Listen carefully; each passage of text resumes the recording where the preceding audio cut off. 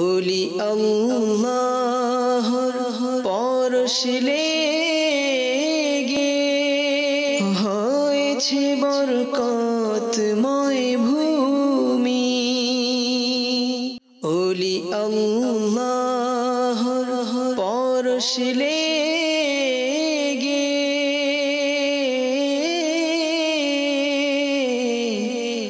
হয়েছে বরকতময় ভূমি। তুমি যদি হতে চাও খোদার প্রিয় ভজন, সুবহানাল্লাহ। এটা হলো সেই স্থান যেখানে নবী পাককে মদিনা মনওয়ারায় অভ্যর্থনা জানানো হয়েছিল। সরকারের আগমন, আকার আগমন, হুজুরের আগমন। প্রিয় নবী, প্রিয় নবী, প্রিয় নবী, প্রিয় নবী, আকা কাছে ডেকে নাও প্রিয় নবী, আকা তব দিদার দাও প্রিয় নবী, আকা কাছে ডেকে নাও প্রিয় নবী। مولاي صل وسلم دائما أبدا على حبيبك خير الخلق كلهم. مولاي صل وسلم دائما أبدا على حبيبك خير الخلق كلهم. প্রিয় নবী, প্রিয় নবী, প্রিয় নবী, প্রিয় নবী, প্রিয় নবী, প্রিয় নবী, আকা কাছে ডেকে নাও প্রিয় নবী, আকা তব দিদার দাও প্রিয় নবী, আকা কাছে ডেকে নাও প্রিয় নবী, আকা কাছে ডেকে নাও প্রিয় নবী, তব দিদার দাও, তব দিদার দাও প্রিয় নবী, তব দিদার দাও প্রিয় নবী। আমার কাছে ডেকে নাও না মদনী মদিনে ওয়ালে। হাজি এবং ওমরাকারীদের যে বড় ভুল হয়ে থাকে সেগুলোর কারণে তারা দম ও সৎকার শিকার হয়। তা দুটি বড় জিনিস, এক সুগন্ধি লাগানো, অপরটি হলো চুল কাটা বা উপড়ে ফেলা। উপড়ে ফেলা উদ্দেশ্য নয়, বরং কেটে ফেলা। এছাড়া বড় ধরনের কোনো সমস্যা নেই। এখন সুগন্ধির মধ্যে হয় কি, সাধারণত ইহরামের পূর্বে সুগন্ধি লাগালেন, কিন্তু যদি বেল্টের মধ্যে সুগন্ধি রাখেন, হ্যান্ডব্যাগের মধ্যে সুগন্ধি রাখেন, ইহরামের নিয়তের পর যদি হাত দেয়াতে বোতল ভেঙে যায় এবং সুগন্ধি ছড়িয়ে যায়, বা মক্কায় হেরেম শরীফে কেউ আতর লাগালো বা নিজেই আতর লাগালেন, এখন সুগন্ধি জাতীয় দ্রব্য হতে বেঁচে থাকতে হবে। আমি নিজেই আপনাদের সাথে এই নিয়তে ওমরা করতে চাই যে আপনাদের যেন কিছু হলেও গাইড করতে পারি। কোনো ব্যাপারে যদি কারো লেট হয়ে যায় তাহলে আমরা সবকিছু একসাথে করতে পারবো না। জিনিসপত্রগুলো একসাথে রাখবো এবং একসাথে তাওয়াফ করব। কাবা শরীফের সামনে সম্মিলিতভাবে দোয়া করতে হবে। ইনশাআল্লাহ তাওয়াফ সবকিছু একসাথে করব। তখন দেখার সুযোগ হবে কিভাবে তাওয়াফ করতে হবে, কিভাবে সাই করতে হবে। এরপর আপনারা প্রতিদিন ওমরা করুন। এটা আমার পরামর্শ যে যারা যুবক যতদিন মক্কায় থাকবেন ততদিন ওমরা করুন, ডেইলি ওমরা করুন। ওমরা এটা পৃথিবীর অন্য কোথাও সম্ভব নয়। আল্লাহর রহমতে আমি নিয়ামতের চর্চার উদ্দেশ্যে এবং আপনাদের উৎসাহ বৃদ্ধির জন্য বলছি। যখন আমি প্রথমবার মক্কা শরীফে এসেছিলাম তখন আমার বয়স ছিল 17 বছর। যখন কাফেলার সাথে এসেছিলাম তখন সে সময় আলহামদুলিল্লাহ দৈনিক 3টা করে ওমরা করতাম। 17 ঘন্টার মধ্যে আমি 3 বার মাথা মুন্ডন করেছিলাম। আমার মাথার অবস্থা খুব নাজুক হয়ে গিয়েছিল, কিন্তু এমন উৎসাহ ছিল, আমাদের কাফেলার আমির আমাদেরকে উৎসাহ প্রদান করেছিলেন। আপনাদের মধ্যে যাদের সাহস আছে এখন থেকে তাওয়াফ আরম্ভ করে দিন। 50 বার যে তাওয়াফ করবে তার জন্য ক্ষমার সুসংবাদ রয়েছে। আমরা 5 দিনের জন্য এসেছি, 50 বার তাওয়াফ করতে পারে, কোনো প্রবলেম নয়। আমরা তো জীবন্ত মানুষ, ঘুমানো, খাবার, পানীয়, শপিং এসব কিছুর জন্য এখানে তো আসেনি। 4-6 ঘন্টা আরাম করুন এবং তাওয়াফে সম্পৃক্ত হন, ওমরা করুন। এখনো এগুলো হলো করার মতো কাজ, তাই এগুলো সাহসের সাথে করতে হবে। অলসতা আমাদের সাথে। রুমের মধ্যে কিছু ইসলামী ভাই থাকেন, তারা বলেন যে এখন শুয়ে পড়ুন, পরে করব। আপনি কারো কথা শুনবেন না। বেশি থেকে বেশি মক্কায় পাকে এবং হেরেম শরীফে সময় কাটানোর চেষ্টা করুন। যদি আপনি কয়েক রাত আমাদের সাথে ওমরা করে নেন, নিয়ম পদ্ধতি আপনার বুঝে আসবে। 3 দিন গিয়ে আরম্ভ করুন, সকালে করুন, রাত্রে করুন, কোনো কঠিন কাজ নয়। ওমরা হলো মাত্র 2 ঘন্টার। ইহরাম পরিধান করা, ইহরাম বেঁধে ফিরে আসা, সেটা হলো 1 ঘন্টার। 3 ঘন্টার মধ্যে ওমরা সম্পন্ন হয়ে যায়। যুবকেরা 2টি ওমরা করতে পারেন। 1 ওমরা হতে 2য় ওমরা পর্যন্ত গুনাহের কাফফারা হয়। হাদিসে পাকে কত যে ফজিলত এসেছে। যুবকেরা ওমরা করুন, তাওয়াফ করুন। লক্ষ্য করুন, সবচেয়ে সহজ পদ্ধতি। ইহরাম বাঁধার কোনো টেনশন নেবেন না, এখানে একটাও ভাঁজ হওয়া উচিত নয়। এটাকে একেবারে সমান করে নেবেন, এর 2 পার্শ্ব একত্রিত করে নেবেন। প্রথমে 2 পার্শ্ব একত্রিত করে নিন, এটাকে একেবারে সমান করে নিন। এখন এরপর এর 2 পার্শ্ব তো আপনি একত্রিত করলেন, এখন আপনি হাতে টাইট করতে পারেন। যতটুকু প্রয়োজন ততটুকু আপনি টাইট করুন। এই সাইডটা এখন উভয়টা নিয়ে এখানে আসুন। এই 2টা একসাথে নিয়ে চলতে হবে। এখানে সামান্য বড় হয়ে যায়, কেননা আমি এই সাইডটা চেপে ধরেছি। কোনো পাশ যদি বড় হয়ে যায় তাহলে সেটা এভাবে ঘুরিয়ে আনুন। এখন আপনি যত টাইট করেন, 1 বার, 2 বার, 3 বার, আপনার যদি প্র্যাকটিস হয়ে যায় তবে ইহরাম বাঁধতে আপনার 30 সেকেন্ডও লাগবে না। মূলত এটাই হলো ইহরাম। এবং উপরে যেটা পরবো সেটা হলো চাদর। সেটা কিভাবে পরবো তার নিয়ম বলে দিচ্ছি। কেবল এই লুঙ্গি পরা শিখুন। প্রত্যেকেই পেরেশান থাকে যে ইহরাম কোথাও খুলে যাচ্ছে না, তো কেঁদে কেঁদে ইহরাম বাঁধবেন এবং টেনশন নেবেন। লোকেরা এই জন্য তাড়াহুড়া করে, তাওয়াফের মধ্যে সাইর মধ্যে ক্লান্ত হয়ে যায়। তারপর কারণ হলো যেন ইহরাম খুলে না যায়। হে আমার ইসলামী ভাইয়েরা, সারা জীবন কাঁদি যে ওগো আল্লাহ, ইহরাম বাঁধার সৌভাগ্য দান করো। হজ্জে কিরান যদি করেন তবে 12 দিন ইহরাম বেঁধে থাকতে হবে। আলহামদুলিল্লাহ, আমি 10 দিন পর্যন্ত ইহরাম পরেছিলাম। খুব আনন্দের সাথে ইহরাম বেঁধেছি, এনজয় করেছি। সারা জীবন কখন ইহরাম পরার পালা আসছে, সাথে সাথে খুলে যাওয়ার টেনশন। সামান্যতম টেনশন নেবেন না। টাকনু থেকে উপরে, টাকনু থেকে উপরে, অনেক উপরে নিয়ে যান। এই জন্য আমি 3 বার ভাঁজ করেছি। ইহরামের কাপড় যদি ছোট নেন তাহলে সমস্যা হয়ে যাবে। উভয়ের পার্শ্ব মিলিয়ে নিন। ঠিক হয়ে গেছে। এদিকে টাইট করে নিন।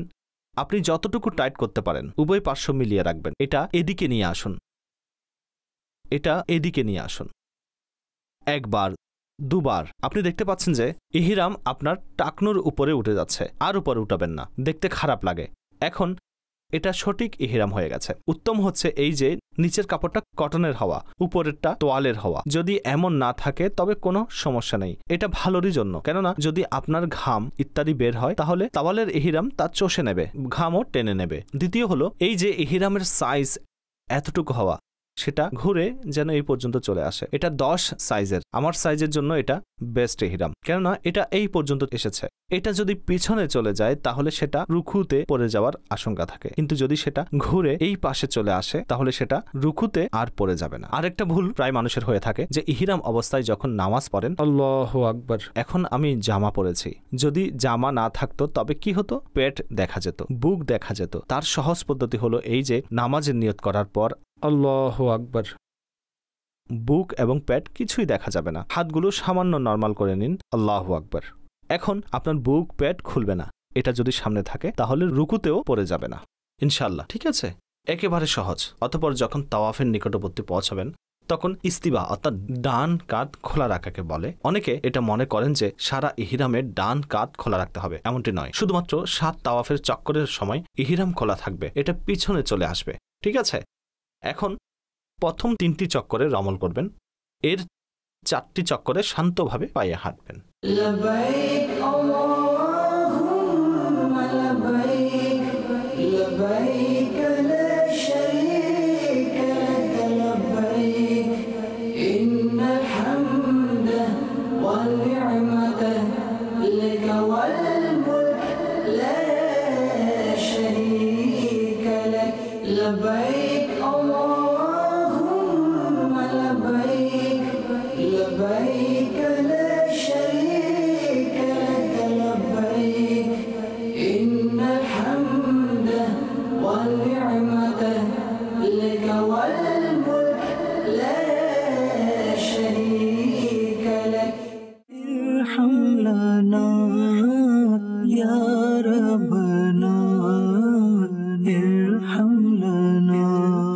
সাল্লু আলাল হাবিব সাল্লাল্লাহু তাআলা আলা মুহাম্মদ সাল্লাল্লাহু আলাইহি ওয়াসাল্লাম। প্রিয় ইসলামী ভাইরা এবং মাদানী চ্যানেলের দর্শক শ্রোতা, আলহামদুলিল্লাহ আজ্জা ওয়া জাল ইহরাম পরিধান করে মক্কার পথে যাত্রার সময় হয়েছে। ইসলামী ভাইরা বাসে বসে পড়েছেন এবং ইনশাআল্লাহ লাব্বাইক পরে পরে মক্কার পথে রওনা হব। মাঝ পথে সেই স্থান যেখানে আমাদের আকা আলাইহিস সালাতু সালাম ইহরাম এর নিয়ত করেছিলেন, যাকে আব আরে আলিয়া বলে, মসজিদে মিকাত বলা হয়। ইনশাআল্লাহ সেইখানে অবস্থান করব, সেখানকার দৃশ্য দেখাবো, ইহরামের নিয়ত করব, অতঃপর ইনশাআল্লাহ সেখান থেকে ওমরার জন্য রওনা হব। সাল্লু আলাল হাবিব সাল্লাল্লাহু তাআলা আলা মুহাম্মদ সাল্লাল্লাহু আলাইহি ওয়াসাল্লাম।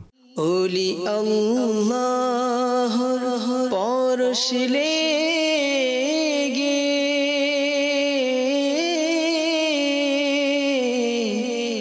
হয়েছে বরকতময় ভূমি, তুমি যদি হতে চাও খোদার প্রিয় ভজন,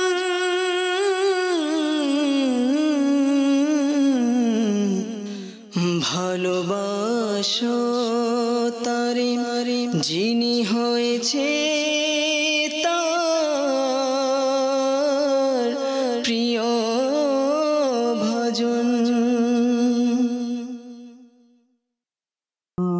اللهم إني أريد العمرة فيسرها لي وتقبلها مني وأعني عليها وبارك لي فيها. نويت العمرة وأحرمت بها لله تعالى. হে আল্লাহ, আমি ওমরার নিয়ত করছি। হে আল্লাহ, আমি ওমরার নিয়ত করছি। আমার জন্য এটা সহজ করে দিন। আমার জন্য এটি সহজ করে দিন। আর এটা আমার পক্ষ থেকে কবুল করুন। আর এটা আমার পক্ষ থেকে কবুল করুন। আর এটা আদায় করতে আমাকে সাহায্য করুন। আর এটা আদায় করতে আমাকে সাহায্য করুন। আর এটা আমার জন্য বরকতময় করে দিন। আর এটা আমার জন্য বরকতময় করে দিন। আমি ওমরার নিয়ত করেছি। আমি ওমরার নিয়ত করেছি।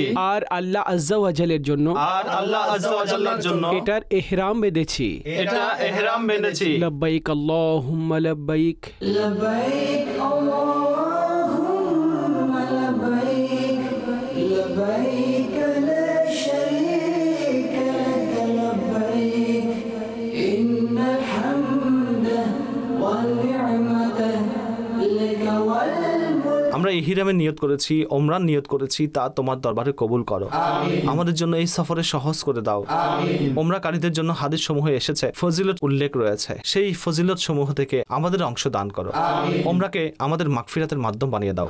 প্রতিটি কদমে সহজতা দান করো। আদবের সাথে আগ্রহের সাথে হাজিরি দান করো।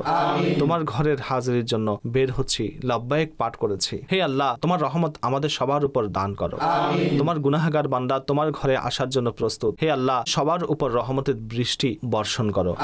আমাদের সগীরা কবিরা গুনাহসমূহ ক্ষমা করো। আমাদের মা বাবাকে ক্ষমা করো। আমাদের পরিবারকে ক্ষমা করো।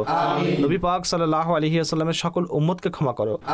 হে আল্লাহ, আমাদের সাথে দোয়ায় অংশগ্রহণ করেছেন, যারা পরবর্তীতে অংশগ্রহণ করবে, যারা ছটপট করছে, তাদেরকে বারবার দেখার তৌফিক নসিব করো। الله تعالى على خير خلقه محمد وآله وصحبه أجمعين برحمتك يا أرحم الراحمين. لا إله إلا الله. لبيك اللهم لبيك لبيك لا شريك لك لبيك إن الحمد والنعمة لك والملك لا شريك لك. لبيك اللهم لبيك لبيك لا شريك لك لبيك إن الحمد والنعمة لك والملك لا شريك لك. कौन सर से कफन न पेटे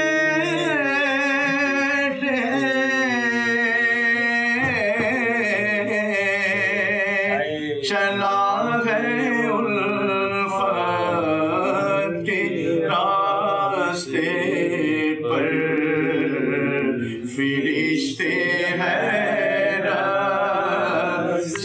तक रहे हैं ये कौन सी है तेरा माया। আমি আরেকটা পরামর্শ দেব যে মদিনা মনোয়ারাতে ওয়ারেস করেছিলাম যদি সম্ভব হয় মক্কা শরীফও রোজা রাখুন। এখানকার একটি রোজা 1 লক্ষ রোজার সমতুল্য। لبيك اللهم لبيك لبيك لا شريك لك لبيك إن الحمد সাল্লু আলাল হাবিব সাল্লাল্লাহু তাআলা আলা মুহাম্মদ সাল্লাল্লাহু আলাইহি ওয়াসাল্লাম। এটা হলো হিজরতের পথ। এই স্থান সম্পর্কে বর্ণিত আছে যে সাল্লাল্লাহু আলাইহি ওয়াসাল্লাম হিজরতের জন্য রওনা হয়েছিলেন।